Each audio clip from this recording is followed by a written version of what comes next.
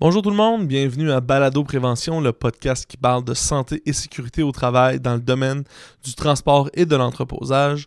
Aujourd'hui, on vous présente un épisode enregistré au grand rendez-vous de la CNESST de Montréal qui a lieu en novembre 2018. On a rencontré beaucoup de gens intéressants. Ça a fait un gros épisode, donc on a divisé l'épisode en deux et ça sera la première partie de deux. On était là avec Via Prévention, on était sur place pour rencontrer nos partenaires, notre clientèle, ainsi que présenter les services qu'on offre à nos membres. Et on va en parler durant l'épisode, mais si vous êtes curieux de savoir davantage sur les services qu'on offre chez Via Prévention, vous pouvez aller sur le viaprévention.com, consulter les formations, notre documentation et tous les services qu'on offre. Il y en a beaucoup pour tout le monde. Et donc maintenant, on va faire place à nos entrevues avec Robert Richard du magazine Travail et Santé, ainsi que Denis de l'IRSST. Bonne écoute!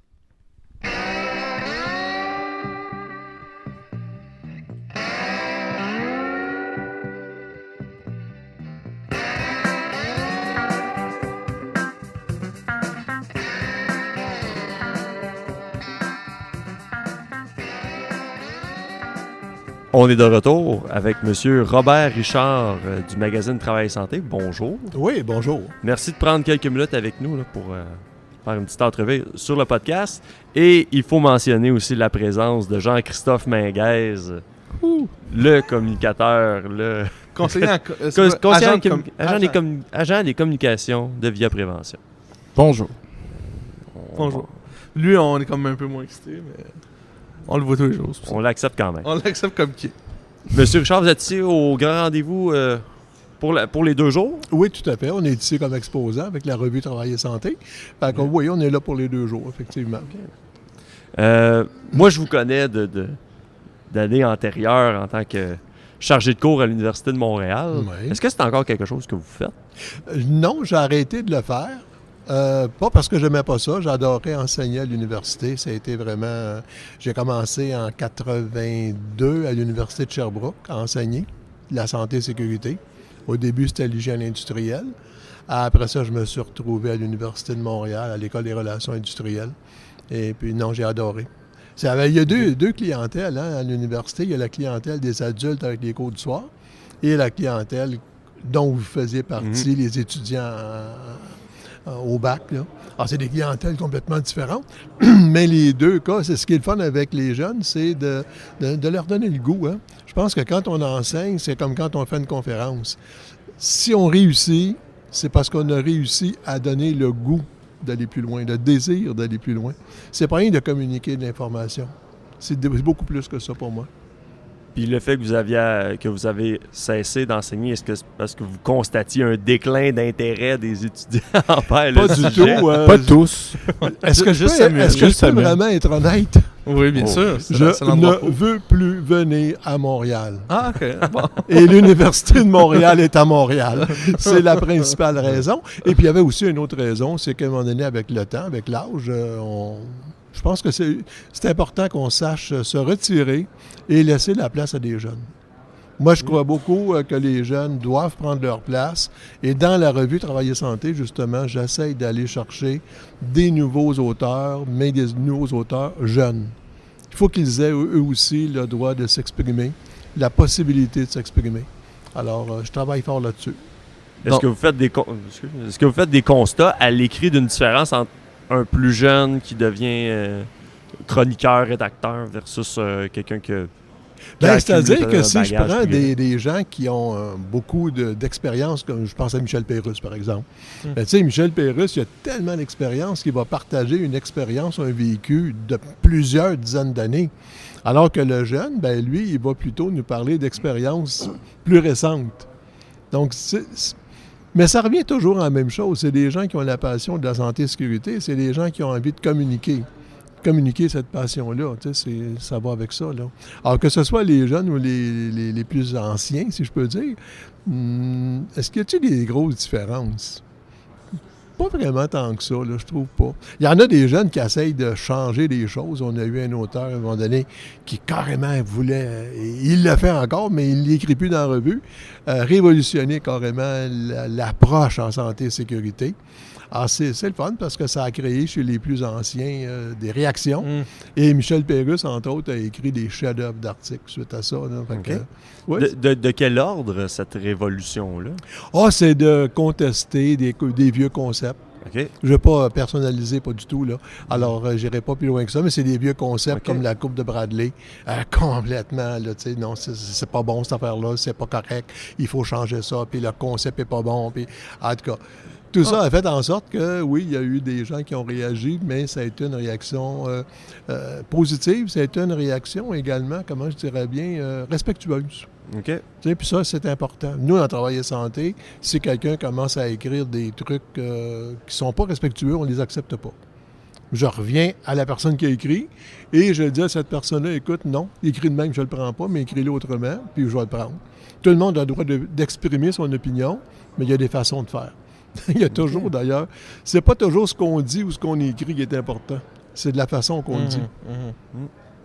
Ça me fait penser, Jean-Christophe en a un cheval de bataille aussi. Là. Il essaie d'intenter une révolution là, de son côté. Moi, je Est-ce que tu peux nous la résumer rapidement? Moi, il y a une affaire dont je suis tanné, là, qui ne fait aucun sens dans ma petite tête aux neurones calculés. Là.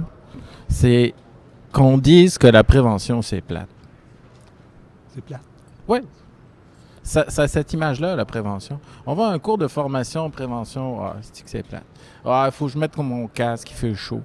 Il faut mettre le garde de sécurité, ça va être plus long pour l'image de la prévention est quelque chose qui est associé à de la difficulté, quelque chose de lourd, quelque chose qu'il faut faire, qu'on est obligé. Ça devrait être exactement le contraire. Ça devrait être, OK, la prévention, ça doit devenir du plaisir. Parce que ce qui est plate, là, c'est pas la prévention. Ce qui est plate, c'est l'accident. C'est ça qui est plate. La prévention, ça évite les choses qui sont réellement plates. Il y a des raisons pour lesquelles on pense que la prévention, c'est plate. C'est pour ça que cette image-là, il y a une image de la prévention plate qui existe. Il y a des raisons pour ça. Moi, je pense qu'il faut les enlever, ces raisons-là, et les remplacer par des raisons qui vont faire en sorte que l'image de la prévention va être associée au plaisir. .com. Ben c'est bon, tu devrais travailler en communication? Non, mais il faut... Ça, une fois, là, j'étais très... On peut pas se créer. Dans ma voiture, il y avait un gars qui parlait un journaliste qui parlait de... C'était au printemps, puis chaque année au printemps, on a une sensibilisation aux noyades dans les piscines résidentielles où malheureusement, il y a des enfants qui périssent noyés chaque été par manque de vigilance. La vigilance, c'est poser une clôture parce qu'on ne peut pas tout le temps être là. On le sait, puis c'est l'élimination à la source. Vous connaissez tout ça mieux que moi. Si l'enfant ne va pas dans l'eau, il ne sera pas noyé. Et le gars, aujourd'hui, disait, on le sait que c'est plate faire ça, on sait que ça prend du temps, mais il faut le faire pareil. Et moi, j'en revenais pas. Qui disait, comment ça, c'est plate? Comment ça, c'est plate de sauver la vie de ton enfant? Comment on en arrive à légitimement dire, c'est plate de sauver la vie de mon enfant? C'est comme dire, c'est plate de barrer ses portes avant d'aller se coucher. C'est pas quand on en oublie le pourquoi on fait ça, oui, effectivement, on plante des clous dans du bois pour éviter que le gamin passe. Mais attends, t'es en train d'éviter que ton gamin se noie. Ça peut pas être plate. Ça peut pas. C'est impossible. Alors, arriver à changer ce paradigme, moi j'aimerais ça. J'aimerais beaucoup, beaucoup ça. Ça prend des arguments tangible, ça prend des services qui soient rendus le fun. Chez Via Prévention, on veut absolument que les gens aient une expérience plaisante, d'abord et avant tout. On va en arriver à ce qu'ils disent, Samuel va me donner un cours, c'est fun. OK, il est tard, il est 6 heures, je serai peut-être pas payé pendant ma formation, parce que c'est la réalité, malheureusement. Mais peut-être que grâce à ça, je vais pouvoir aller chercher ma petite fille demain matin à la garderie avec tous mes doigts. Et si tu vas la chercher le matin, ça veut dire qu'elle a dormi là. Tu vas peut-être la chercher l'après-midi. Samuel, Jean-Christophe est parti en courant chercher ses enfants. Tu vas chercher le matin puis la porter le soir. C'est peut-être... Samuel a une petite fonctionne fille. peut-être un peu à l'envers. Samuel a une petite Là, il est fille. tout au Moi, pied de mon la fils, lait. il a 21 ans. Ouais, c'est ça. Puis quand je le vois devant les garderies, je dis... C'est ça que je dis. Mais... Mais bon, non, c'est ça Ouais. mon cheval de bataille. Puis ça me rentre dans la tête qu'on dise que la prévention, c'est plate, alors que ça sauve et ça permet de conserver ses doigts. Il faut arrêter. Et je pense malheureusement qu'on accepte ça. Que les gens en SST acceptent qu'on dise que ce soit une réalité et que c'est comme ça. C'est vrai, la SST, c'est vrai que la prévention, c'est plate. Non, c'est pas vrai ça. Puis on accepte ça dans le milieu et je trouve que c'est une pensée totalement inacceptable. Voilà, Samuel, tu m'as fait parler. Bon. Non, mais je regarde là, la page couverture du magazine Travail et Santé et tous les gens sourient. C'est pas peu dire, non? Est-ce que c'est conscient dans le choix des photos, exemple, du Non, magasin? D'abord, est-ce que vous êtes d'accord avec ça? Ben oui, je suis d'accord avec ce que tu viens de dire. Par contre, j'aurais aussi une réserve à savoir que il y a une question de culture d'entreprise. Un de mes voisins, mon deuxième voisin exactement, je ne sais pas dans quelle entreprise il travaille, mais sûrement qu'il travaille à une place où la santé et la sécurité, c'est important. Parce que quand il passe à tondeuse, il y a ses capes d'acier dans les pieds, il y a ses lunettes de sécurité, il y a ses protecteurs auditifs. Et ça, je l'ai vu dans quelques entreprises. Puis au Québec, c'est tellement diversifié dans ce sens-là, où tu as des gens qui... Moi, je me rappelle une fois un cours université, c'était à l'Université de Sherbrooke, un des étudiants, il avait un bras coupé, accident de travail. Et son employeur continuait à dire « maudite CSST ». Puis j'ai vu d'autres entreprises, puis pas rien qu'une, où les gens sont tellement enclins de faire de la santé et sécurité qu'ils veulent en faire. Puis ça fait partie de leur mœurs de faire de la santé et sécurité. Et ça va jusqu'à la maison, où ils vont faire de la sécurité à la maison aussi. Il y a un principe qui s'appelle en anglais, le principe ALARA. En français, c'est aussi bas qu'il est raisonnable de le faire. Est-ce que quand je rentre dans la maison, parce que tantôt il y en était question de barrer une porte, est-ce que c'est compliqué de barrer la porte quand je rentre dans la maison? Est-ce que ça me coûte cher de barrer une porte? Ça me coûte rien, c'est pas compliqué, donc je la barre. Ah, il n'est jamais rien arrivé chez nous. Non, mais c'est tellement simple de prendre ce moyen-là pour éviter que quelqu'un rentre dans la maison, sans qu'il soit invité, évidemment. Pourquoi pas le faire? Je me souviens, à un endroit, je donnais des formations de soirée dans une université, et dans le stationnement, il y avait eu quelques cas d'agression contre les femmes. Il y avait un personnage que personne n'avait réussi à accrocher, à attraper, qui agressait des femmes. Ben, tu sais, comme principe de base de prévention, dès que tu embarques dans ton auto, en entrant, tu barres ta porte. Tu es certain qu'il ne pourra pas rentrer. C'est un principe simple. Puis c'est ça que je veux dire, c'est qu'il y a des gens qui l'ont développé d'instinct, qui l'ont développé grâce à leur entreprise. Mais c'est pas tout le monde qui est à ce point-là, malheureusement, même si ça fait des années qu'on parle de santé et sécurité. Puis tu as parfaitement raison quand tu dis qu'il y a des places où santé et sécurité, non, c'est une job, là, tu sais, c'est bien fatigant. Ah, il est-tu fatigant, ce boss-là? Puis Ouais, tantôt, j'en parlais avec quelqu'un, justement, puis je disais, tu sais, la loi oblige l'employeur à fournir des équipements de sécurité, mais la même loi, dans la même phrase, oblige l'employeur à s'assurer que les équipements sont utilisés. Et quand le contremaître, par exemple, dit à ses employés « mets tes lunettes de sécurité », l'employeur, le contremaître, il fait ce que la loi l'oblige de faire. Puis l'employé aussi, dans la loi, c'est marqué qu'il est obligé de l'utiliser. Ça, c'est les obligations légales. Mais ce qu'il faut, c'est d'aller au-delà de ça et de développer une culture qui fait que normalement, tu aimais et que même un confrère de travail va dire « Hey, t'as oublié tes lunettes! » C'est à ça qu'il faut arriver. Et que ce soit le fun de se le faire dire. Oui, c'est ça. Qu'on ne Merci. se choque pas parce que l'autre nous On va l'a dire dit. merci, j'avais oublié. Ouais, merci, Ouais. plutôt que hey, oh, ça va. Et oh. Hey, oh. Ouais. Ouais. Fait que oui, c'est ça. Puis moi, d'exemple, j'ai fait beaucoup de formations à Simdut. Ben, je ne veux pas faire de pub, là. Non, mais c'est Mais vrai. j'ai fait beaucoup de formations à Simdut, puis des fois, j'ai fait des conférences dans des usines à du personnel clérical, en leur parlant des produits domestiques. parce que généralement, on a tout ce qu'il faut à la maison pour la faire sauter. Là. Si on regarde ok, tous les produits, là, tout est là. Puis ce que j'apprécie, c'est qu'après la formation, dans les 2-3 jours qui suivent, je rencontre de ces gens-là qui me disent « Hey, je t'ai fait un ménage dans le bas de l'armoire, là. J'ai enlevé plein de produits qu'on n'utilisait pas. » Pour moi, une bonne formation, c'est ça. Comme je disais tantôt, comme je disais pour les étudiants, ce n'est pas simplement de donner de l'information, c'est de donner le goût d'agir, le désir de passer à l'action. Puis quand, comme formateur, j'ai pas réussi ça, parce que j'ai pas joué mon rôle de formateur correctement. La formation SIMDUT, c'est une formation sur une loi. Ça peut être plate, pas à peu près. Ça peut être vraiment plate. C'est des produits, des petits logos. Oui, mais ça peut être intéressant, ça peut se rendre intéressant. Ah! Viens à mes formations, tu vas voir comment je rends ça intéressant. Bon! Comment ça coûte? Je t'invite. Si Oh, j'y vais! OK, bye. Mais ça exprime quelque chose Exactement. Oui, que ce soit le fun pour les travailleurs, d'y voir une plus-value, d'appliquer ces éléments-là, mais c'est vrai que pour amener le switch de la personne, de passer du plate à plaisant, ça demande bien souvent une grosse dose de passion de la personne qui a transmis l'information. Oui, je suis d'accord, sauf que dans une entreprise, on ne gère pas la santé et sécurité autrement qu'on gère l'entreprise. Si on a des gestionnaires qui sont pas des gestionnaires qui te donnent le goût de passer à l'action, ils ne te donneront pas le goût de faire de la santé et sécurité non plus. Exact.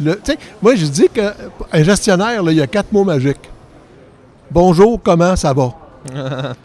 Il y en a une maudite gang qui aurait intérêt à comprendre, à connaître et à appliquer ces mots-là. Qu'est-ce qui t'empêche, comme directeur, d'ouvrir ta porte? Pourquoi que ta porte est toujours fermée? Ça veut dire que je ne veux pas voir personne? Non, ouvre-la ta porte, puis promène-toi dans l'usine. Fais simplement aller voir ta gang. Puis, hey, salut, ça va bien? Ouais, yes, go!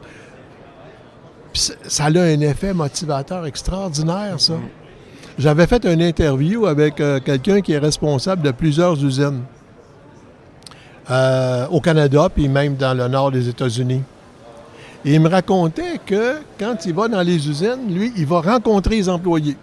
Puis là, lui, il est superviseur de plusieurs usines. C'est sûr qu'il rencontre les directeurs de ces usines-là. Mais il va sur le plancher, il va voir le monde, il lui parle. Là, il arrive devant une machine, puis il dit « Wow, ces grosses machines-là! » Tabarnak! Hey, comment tu fais pour faire fonctionner ça? T'sais, explique-moi ça, là! Puis là, inévitablement, arrive la question. Puis ton cadenassage, comment tu fais ça?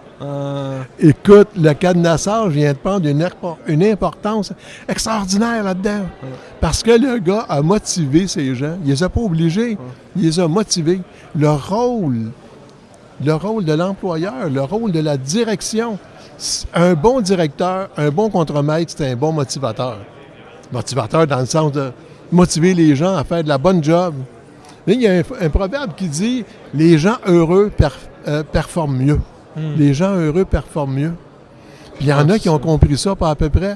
Tu sais, quand on s'en va dans des milieux ici à Montréal, des milieux très créatifs, un matin, là, m'emmenant, j'écoutais là, à Montréal, on est des grands spécialistes des jeux vidéo, de création, des créatifs. Allez voir pour voir si ces gens-là ont des grosses contraintes dans leur travail. Allez voir de quelle façon ils sont traités. Le climat de travail est là.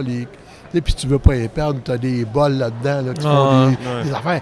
Mais n'importe quel travailleur dans n'importe quelle usine est important. Si le gars il est là ou la fille, s'ils sont là puis qu'ils attendent, ils attendent que ça finisse parce que là, il y en a qui comptent les dodos, hein? Ouais. Les dodos avant que ça arrive, ben ça me bug, ça me dérange, ça. Ben, c'est comme les prisonniers, hein? C'est comme les prisonniers, ils sont là, puis ils attendent, et là, j'achète. Puis là, ils vont te parler de leur retraite, là, ça n'a pas de bon sens, parler de leur retraite. Tu vas peut-être bien être mort, là, mais tu arrives là. Sois donc actif maintenant, essaye donc d'aider les jeunes, essaye donc de coacher les jeunes qui rentrent là, puis qu'eux autres, ils rentrent là, puis ils trouvent ça intéressant, ils ont un job, là, tu sais. Mais non, c'est ça, l'attitude des gens, c'est bien important pour déclencher, justement, un climat de travail. Puis, climat de travail, c'est vrai pour la santé et sécurité, puis pour tout le restant de la gestion. On ne sépare pas les deux, là. Chez Travail et Santé, qu'est-ce que vous faites au juste? Vous êtes éditeur, rédacteur en chef Ouais, il y a du monde, hein? On est au grand rendez-vous de la santé, c'est un grand rendez-vous, il y a beaucoup de monde. Chez Travail et Santé, Oui. on a dit qu'on se tutoyait, qu'est-ce que tu fais au juste comme... C'est-à-dire, moi, j'ai parti travailler santé en 85. Évidemment, j'étais pas seul, là, en 85.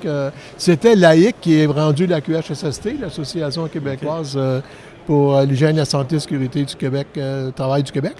C'est eux qui avaient dit, ça nous tenterait d'avoir une revue québécoise qui parle de nous autres, puis de ce qu'on fait, puis de ce qu'on veut. Alors, on m'avait approché à l'époque, puis parce que j'avais déjà fait des trucs de journaliste, puis des trucs d'un petit débrouillard, en tout cas. Bon, j'avais déjà une vie antérieure là-dedans. Et j'ai dit oui. Est-ce que ça a été une erreur de ma vie? Je ne sais pas. Mais en 85, on a parti Travail et Santé qui existe encore plus de 30 ans. Ah ouais, 33 ans. Oui, c'est une fierté parce qu'au Québec, des revues qui durent plus de 30 ans, il n'y en a pas tant que ça.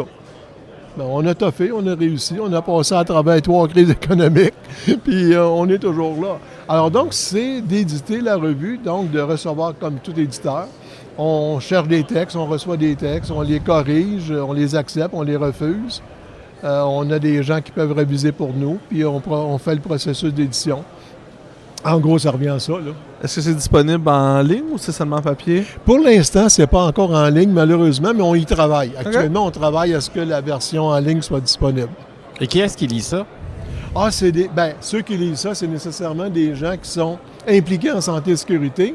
C'est surtout des gestionnaires, mais tous les membres de la QHSST sont abonnés automatiquement. Ça fait partie de leur membership. Là, ils reçoivent l'abonnement automatiquement, les membres.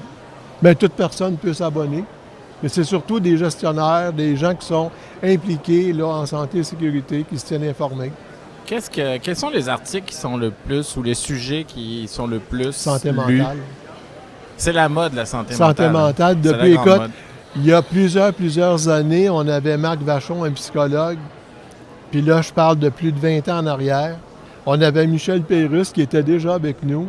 Puis quand on demandait quels sont vos articles préférés, c'était toujours ça. Et encore aujourd'hui, ça n'a pas changé. C'est sûr que les gens ils apprécient d'autres articles, là. Il n'y a pas rien que ça. Mais santé mentale demeure toujours. Tu sais, il y a des gens qui nous disaient « J'attends mon travail de santé pour lire santé mentale. Mais dans le but d'aider... Pardon, Samuel, dans le but d'aider leurs employés ou de s'aider eux-mêmes? Je pense que c'est plus de s'auto-aider, s'aider eux-mêmes, oui, c'est ça. Parce qu'ils vont trouver dans ces articles-là, ils vont se retrouver, mais souvent, avec des solutions pour eux-mêmes. Est-ce qu'ils vont essayer d'appliquer des choses? Là, dans le prochain numéro de décembre, qui s'en vient, décembre 2018, notre psychologue, j'ai oublié le nom, excuse-moi le perte de mémoire. Mais non, mais regarde. Jacques Lafleur, voilà. OK. Donc, Jacques Lafleur parle justement de la santé mentale en entreprise, comment gérer ton entreprise en tenant compte de la santé mentale. On va également publier un article du docteur Mario Messier, qui est du groupe Entreprises en santé. C'est le côté scientifique du groupe Entreprises en santé, qui, dans son article de décembre 2018, écrit que la santé mentale fait partie du premier élément qui cause le plus d'absence au travail, et de présentéisme au travail. Le présentéisme, ça veut dire le corps est là, mais l'esprit est ailleurs. Donc, c'est ça qui est vraiment l'enjeu majeur maintenant, la santé mentale.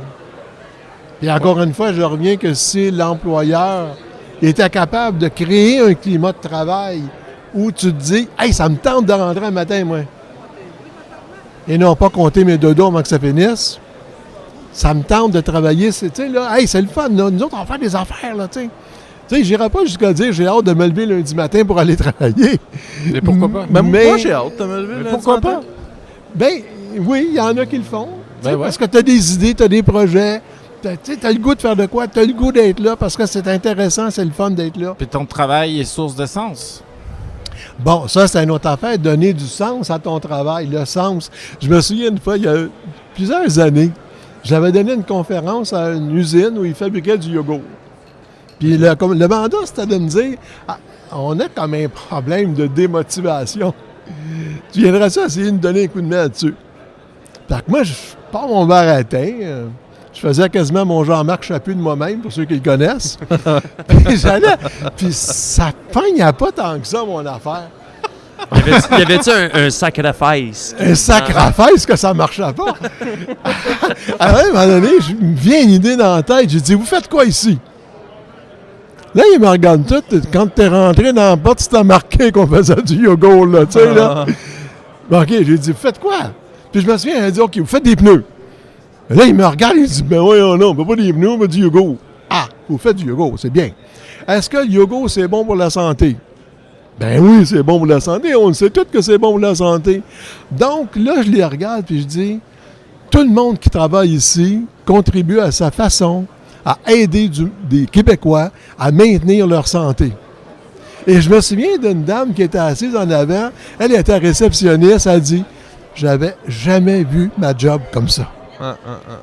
Tu sais, ça a été comme, pour certains, pour tout le monde, mais ça a été comme, wow, c'est vrai que ce qu'on fait, ça a un sens.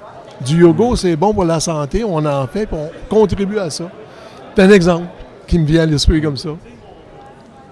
Mais c'est vrai que c'est bon, le yoga. Ça, Et c'est bon. Les échantillonnages gratuits pour les employés.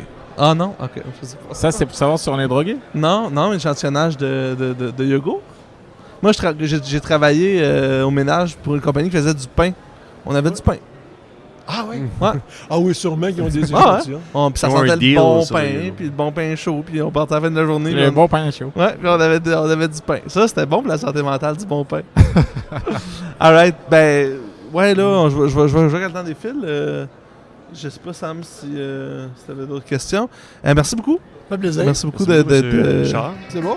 Merci beaucoup. Merci beaucoup. OK. On est de retour avec monsieur Denis de l'IRSST. Bonjour. Bonjour. Là, pendant que vous arriviez, j'ai eu l'idée, là, vu que vous avez été occupé toute la journée, de donner Ouais. une conférence, je me trompe pas? Je donnais une conférence sur l'heure du midi. Ouais. Il y a eu du monde au kiosque de l'IRSST. J'ai Ouais. envie qu'on prenne une minute. On fasse des questions qui n'ont pas rapport. Avec OK, le- parfait. Ah, Ben, j'aime ça. Je vais commencer. Vas-y. Ton super-héros préféré, s'il y en a un. Bon, c'est drôle parce que j'ai joué pour... je suis un joueur de Frisbee, Ultimate Frisbee. Ah, OK. Puis, mon équipe s'appelait les super-héros. Oh, yeah. mais j'en ai pas, je te dirais, spontanément comme ça, je dirais Batman. J'ai adoré ça quand quand j'étais jeune. J'écoutais beaucoup Batman et Robin. Puis, ouais, je te dirais ça. Puis là, ce que j'ai pu comprendre, c'est assez ambiance rockstar un petit peu aujourd'hui. Là, ça a l'air de bouger beaucoup à Ah ouais, l'entour de... c'est... Ouais. Puis une rockstar, ta rockstar préférée. Là. Ah mon Dieu, là, vous êtes en train de me... Là, je suis déstabilisé. Là, Ah, c'est ça, là. Là, celui de la je suis SST. Là. déstabilisé. Ma rockstar préférée. Un chanteur, un groupe que Ouais. tu apprécies beaucoup. Écoute, Charlotte Cardin, que j'écoute OK. beaucoup comme musique. Sinon, je suis amateur de rap. OK. Tu sais, Ah c'est ouais? bien ça que Ah j'écoute ouais? dans Ah, mon... OK, Ouais, OK. quand je suis dans T'écoutes le quoi? métro. Ben, écoute, je suis sur Spotify. J'ai Ah, la playlist. Wu-Tang. Rap Spotify. Central, Ok. puis ça Avec des roule. gangsta rap 21 explicite. Savage, puis et tout. Mais j'ai commencé à écouter du rap plus québécois, du rap francophone aussi, que Ok. j'adore. Ouais, OK, ouais. OK. Ouais. On voit que Jean-Christophe, il a le jargon, hein? Quoi? Du gangster rap explicite. Non, mais Je moi, pense j'aime qu'il ça. appelle ça de même au Bronx, ouais. Ben, quand ça fait pas de bip, quand t'écoutes, c'est quand même pas mal plus Ah, le fun. ok, ouais, ça, Mais ça. je suis pas sur le premium, mais ça fonctionne Ah. relativement bien. Mais je te dirais que c'est une boucle. Hein? Fait que, il y a Mais de temps en à peu temps, près il y a une une douzaine de Ouais, tunes qui qui tournent. tourne. À un moment donné, tu files pour changer un peu de la cassette. Mais, Jean-Christophe? La question? Ouais. T'as droit à une question. Déstabilise-moi, hors toi Par aussi. rapport avec la santé et sécurité. ouais, c'est ça. contexte. Ton personnage préféré dans une T9? Non, c'est pas... Ton sportif professionnel préféré? Oh. Messi, je te dirais. Joueur Lionel? de soccer, ouais. Ouais, Ah, je suis bien le amateur, sport des nobles. Il Le m'impressionne, sport. il m'impressionne énormément. Par... Sa vitesse, la façon dont il dribble avec le ballon, à chaque fois, je suis complètement impressionné par ce qu'il réussit à faire sur un terrain. Ouais, sa vision du jeu, les passes qu'il fait. Ouais, j'adore. OK. C'est trois Hein, excellents ça? choix. Ah, Ah, super. là, pour les gens, on est juste en audio, les gens ne peuvent pas voir, mais tu es équipé de capteurs sur toi en ce moment pendant qu'on enregistre ça. Pourquoi Attrayé. que tu es attrayé de cette façon-là aujourd'hui? J'ai un habit, c'est ce que je présentais tout à l'heure. J'ai un habit qui s'appelle Xsense. C'est commercialisé aux États-Unis ou en Hollande. C'est des capteurs que j'ai sur moi qui me permettent de savoir où je suis dans l'environnement, comment je bouge et tout. Puis ces capteurs-là transmettent des données dans un logiciel qui anime un avatar. On est dans du jeu vidéo, on est dans Unity, je sais pas, c'est une interface qui permet de créer des jeux vidéo. Puis on anime un avatar dans ce jeu vidéo-là, auquel on ajoute des informations utiles, on pense, aux travailleurs qui font leur métier. Donc, on équipe les travailleurs avec ce truc-là. Puis, on regarde comment ils travaillent, à quoi ils sont exposés. Puis, on essaie de se servir de cet avatar-là pour lui donner de la rétroaction à ceux ou ces travailleurs-là pour dire, ben regarde, quand tu soulèves des boîtes, parce que je travaille beaucoup en manutention, quand tu soulèves des boîtes dans tel contexte, ben voici ce que ça fait au niveau de ton dos, voici ce que ça fait au niveau de ton équilibre. On a appelé la présentation voir l'invisible, l'utilisation d'avatar, parce que c'est pas visible pour les travailleurs, là, les compressions qu'ils subissent au niveau de leur dos, les contraintes qu'ils peuvent avoir au niveau des épaules. Et, à moins qu'on arrive dans des seuils d'efforts très élevés, les travailleurs ne le sentent pas, mais ça a des effets sur leur structure corporelle quand même. Ça fait que ça peut se dégrader les structures avec le temps, il peut y avoir de l'usure. Fait qu'on a imaginé pouvoir utiliser ça pour rendre ça transparent au niveau des travailleurs. Puis ils appellent ça le contexte de ce qu'ils appellent les serious games. C'est l'idée d'utiliser des jeux vidéo comme ça, mais dans une perspective sérieuse, dans une perspective il y en a qui utilisent la Wi-Fi pour la réadaptation. Les travailleurs tu leur fais faire des exercices dans une classe, mais là, ça rime à rien, ils ont de la difficulté. Puis là, tu les mets, eux, devant leur écran, puis ils se voient bouger, puis vous devriez voir comment ça change leur perception. Là, ils se voient bouger, ça devient plus ludique, puis on dirait qu'ils oublient la douleur, puis ils font des mouvements, mais on veut se servir de ça, nous, pour la prévention des maladies professionnelles dans les environnements de travail. Que c'est ça que je présentais ce midi. Je présentais notre avatar, je présentais comment on l'a développé, c'est pourquoi on veut l'utiliser de cette façon-là. Puis là, vous plaisantiez tout à l'heure, le Rockstar, c'est ce qui est arrivé, c'est qu'après j'ai eu fini de présenter, j'ai invité les gens à passer à notre kiosque, puis ça effectivement, ça a suscité beaucoup d'intérêt. J'étais dans le line-up, en tout cas. Ah, mais c'est clair que c'est... C'est quelque chose qu'on a entendu aujourd'hui toute la journée. Est-ce que vous allez avoir Denis? T'es sérieux? Ouais. Okay. Rockstar, je dirais que t'en es pas mal une dans le milieu de la Donc, j'aurais pu le nommer, ma Rockstar préférée. C'était pour voir l'humilité. Éponyme, c'est ça. C'est bon. Mais est-ce que une de tes études, un de tes projets qui a fait en sorte que de ton expérience qui est ressorti du lot et que les gens après ça ont associé Denis à l'ergonomie, un pro de l'ergonomie? Je trouve ça intéressant comment vous abordez ça parce que ça fait plus de 20 ans que je fais de la recherche en santé et sécurité au travail. Puis je te dirais, j'ai tout le temps roulé ma bosse, puis eu beaucoup d'opportunités de présentation. J'ai été invité chez vous à venir présenter des trucs aussi, puis que j'ai tout le temps été choyé par rapport à ça, mais on n'était pas dans le contexte superstar comme, puis ce que je veux dire par là, c'est il n'y a pas une recherche qui ressort en particulier. Je te dirais, c'est l'accumulation de ce que j'ai fait au fil du temps qui s'inscrivait, je crois, dans une continuité. J'ai tout le temps gardé un peu le même créneau, mais j'ai évolué dans ce créneau-là. Puis c'est à force de présenter dans des événements comme ça, à Via Prévention, à différents endroits, là, le nom circule. Puis Denis, on comprendra que... On s'en souvient. On s'en souvient, fait que ça marque un peu l'imaginaire des gens, j'imagine. J'ai une certaine aisance à présenter aussi parce que j'ai coaché très longtemps, j'enseigne, que je suis à l'aise à présenter des trucs, puis j'adore faire ça aussi. Que je pense que ça transparaît. On me dit souvent que j'ai l'air bien passionné quand je présente. Fait que je crois que ça attire les gens. Puis là, fait que, pour répondre à ta question, il n'y a eu rien de dominant, je te dirais. C'est plus l'accumulation, puis le fait que je sois exposé ici et là. L'Institut, moi, je travaille dans un institut de recherche, Robert Sauvé, en santé et sécurité au travail. Puis on a la chance d'avoir un service de valorisation qui diffuse ce qu'on fait, qui utilise l'Internet pour diffuser nos trucs, donner de la visibilité à ce qu'on fait. Fait que je profite aussi de ça. C'est évident, si tu n'as rien à diffuser, ils ne peuvent pas le faire. Fait qu'il faut que je leur donne le matériel de base. Mais ils me mettent beaucoup en valeur, je trouve, là, puis j'apprécie beaucoup. Est-ce que tu collabores avec d'autres chercheurs d'ailleurs du Québec, un peu partout? Oui, parce que là, on a parlé de l'avatar, mais je fais aussi plein d'autres choses sur plein d'autres aspects. Je te dirais que c'est plus resté local à l'heure actuelle. Je travaille avec des gens de l'IRSST, des gens dans le milieu universitaire aussi. On commençait à avoir plus des discussions avec des gens de l'INRS en France. parce qu'on veut faire aussi des projets sur ce qu'on appelle les exosquelettes. Ouais. C'est une espèce d'habit qu'on revêt qui vient, je ne sais pas si vous avez vu. Ouais, là, Mais tu avais on a- fini une de présentation chez nous l'autre fois avec ça. Tout à fait, c'est ça. Puis on semble, là, je suis sur le point, on est en rédaction d'un protocole pour déposer quelque chose pour obtenir de l'argent pour faire des études sur ça mange quoi en hiver, cette bébête-là. C'est-tu utile à la prévention? Parce que actuellement, quand on regarde ce qui se fait comme études, c'est des études sur des courtes périodes de temps, 15 minutes, 30 minutes, alors que notre travailleur va porter ça toute la journée, à longueur de semaine. Donc, ça a-tu des effets à plus long terme? Ça déplace-tu les contraintes? Ça aussi, ça suscite beaucoup de l'intérêt quand tu commences à toucher aux nouvelles technologies. Ah, c'est C'est clair. hallucinant comment les gens ils font « Ah ouais, qu'est-ce que c'est ça? Ouais, Ça fait ça a l'air quoi? cool. Puis, ben, C'est mais vrai, tu as raison correct. de dire ça. Puis en Ah, plus, ouais. moi, je m'intéresse aux travailleurs manuels.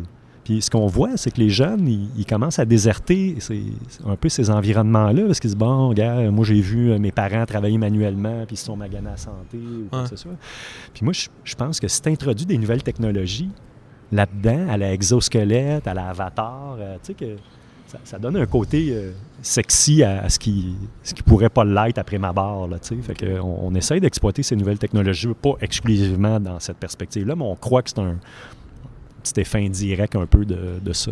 Parce que ça, quand c'est créé, par exemple, le X-Sense, Ouais. est-ce qu'il y a une clientèle première qui est pensée pour ça? Je te dirais que je pense que ça a plus été développé pour le milieu sportif, si tu veux mon avis. Je pense que c'était ça qui était l'utilisation première. Citez-moi pas là-dessus, là, mais je crois que c'est ça qui était. Puis il essaie de trouver des marchés, comme l'exosquelette, ça a été développé d'abord et avant tout dans le secteur militaire. C'est peut-être Lionel Messi le premier à avoir utilisé le X-Sense pour les dribbles. Je crois qu'il va trop vite. Je pense que nos données, les capteurs ne réussiraient pas à récupérer ces données. Ah, c'est vraiment intéressant. Puis ça serait quoi? Là, on est en train de présenter, dans le fond, l'étape à laquelle on est rendu. Puis est-ce qu'on est capable de projeter dans 5-10 ans qu'est-ce qui s'en vient? Ben oui, puis c'est un peu épeurant quand tu dis ça comme ça, parce qu'effectivement, on dirait que moi, il m'en reste à peu près ça pour 10-15 ans à peu près. Là, puis je pourrais déjà vous dire la suite des projets, grosso modo, qu'on essaie de faire.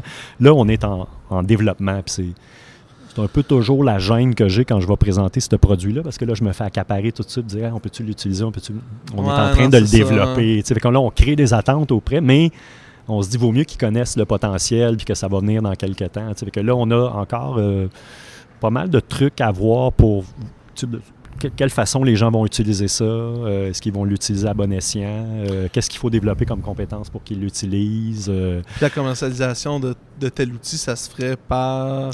En fait, X-Sense, c'est déjà comme... Nous autres, on utilise une technologie qui est déjà en place. Okay. On utilise leurs produits. L'originalité, comme je te dis, c'est que nous, on importe les données dans un long logiciel qu'eux autres n'ont pas du tout penser faire ça. Puis on rajoute de la programmation à l'intérieur de ça pour rendre visible des postures contraignantes, des contraintes au dos. C'est vraiment l'originalité qu'on est en train d'insuffler à ça. C'est pas nécessairement comment on capte la donnée, mais comment on la traite, puis comment on utilise un output original par rapport à ce qui se fait dans le marché. Moi, j'ai vu les écrans en bas de ça. Là, c'est vraiment... ça fait futur, ça fait cool. En fait, ce qui est arrivé, c'est que je revêtais l'équipement, puis à partir de les 15 dernières minutes, c'est ce qu'on a fait, je suis devenu live. C'est moi qui bougeais, puis c'est l'avatar qui bougeait en arrière. Fait que là, je montrais la base d'appui, puis là, vous devriez voir la réaction des gens, c'est ça que ça fait. Ils deviennent vraiment très concentrés sur l'écran, puis on capte leur attention parce que c'est complètement nouveau. Les gens ne sont pas habitués de voir ça. On peut voir ça, ces vidéos-là, sur le site? En fait, là, je ne sais pas s'il y a eu une captation, mais sur le site d'IRSST, si vous allez sur mon onglet, ma page à moi, l'année passée, en 2017, on a fait une présentation dans le cadre du colloque institutionnel de l'IRSST qui s'appelait l'Industrie 4.0.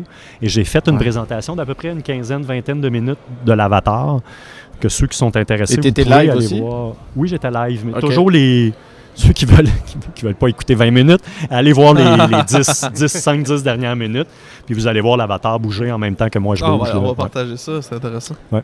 Souvent, des fois, en entreprise, il y a une certaine résistance au changement, d'introduire une nouvelle technologie, changer de nouvelles habitudes. Est-ce que, même à l'IRSST, quand on dit « Hey, ça, là, on pourrait l'essayer, ça, on pourrait être les premiers à tester ou à évaluer les possibilités avec cette nouvelle technologie-là », est-ce que même chez vous, il y a une certaine résistance ou une certaine certains freins à innover à ce point-là, d'essayer des affaires qui semblent autant futuristes? La question est très bonne parce que, en fait, l'Institut, c'est un institut de recherche à but appliqué. Hein, vous comprendrez qu'on...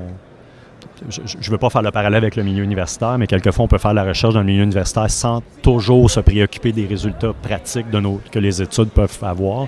À l'IRSST, on utilise des fonds des employeurs pour pouvoir mener des recherches. Donc, vous comprendrez qu'on essaie de maximiser les retombées pour que ça puisse être utile aux environnements de travail. Je te dirais que l'Institut, de par sa vocation de recherche et tout, est assez ouvert quand même à l'originalité, mais il faut que la plupart du temps, que ça corresponde à un besoin exprimé par les milieux de travail. Là, vous comprendrez qu'il n'y a pas aucun milieu de travail qui nous est arrivé en disant « on veut un avatar, on veut un avatar ». Mais ils nous disent « on voudrait prévenir tel risque, tel risque ». Ben oui, maintenant, nous, on pense que l'avatar peut être utile à ça. Après ça, le deuxième volet de ta question, c'est est-ce que les entreprises, elles, c'est sûr que ça dépend toujours comment on leur présente ça. Parce qu'on peut rentrer, moi, je peux rentrer l'avatar dans une entreprise, commencer à mesurer des travailleurs, puis là, le travailleur peut me dire, ben là, ils vont utiliser les données comment? Ils vont-tu me dire que je travaille pas assez vite, que je fais pas ça correctement? Tu sais, il faut leur présenter pourquoi on fait ça, il faut être transparent, il faut aller chercher leur confiance, mais un coup que c'est acquis, les gens, ils trippent bien gros généralement, parce que c'est de la nouvelle technologie, on les filme, des fois, on leur donne des vidéos de quand ils ont utilisé l'avatar, mais là, ils nous comptent ça, ils reviennent chez eux, ils remontent ça à leur enfant, ils remontent ça à leur femme. Gars, j'ai participé à une étude, puis ça a son effet. Fait que je pense que ça dépend toujours de comment tu présentes la nouvelle technologie, comment tu la mets en contexte, puis comment tu es capable d'expliquer aux gens l'utilité que ça peut avoir éventuellement pour eux. T'sais. Super. Mon Dieu, on veut pas accaparer mais oui, plus on de ton continuera temps, encore mais... des heures, mais bon. Ouais, c'est ça. C'est ça les rockstars. C'est ça les rockstars. Ça repose sa voix. c'est exactement. Mais merci beaucoup d'avoir pris le temps de venir nous jaser. Je vous remercie de l'invitation. Ça a été bien apprécié. Merci beaucoup. Merci.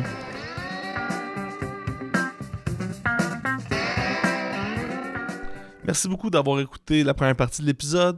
La deuxième partie sera en ligne sous peu. Merci beaucoup à nos invités aussi. D'ici là, si vous voulez nous écrire des commentaires, des sujets, des questions, vous pouvez aller sur Facebook, Twitter, YouTube, nous écrire. On est là sous le nom de Via Prévention.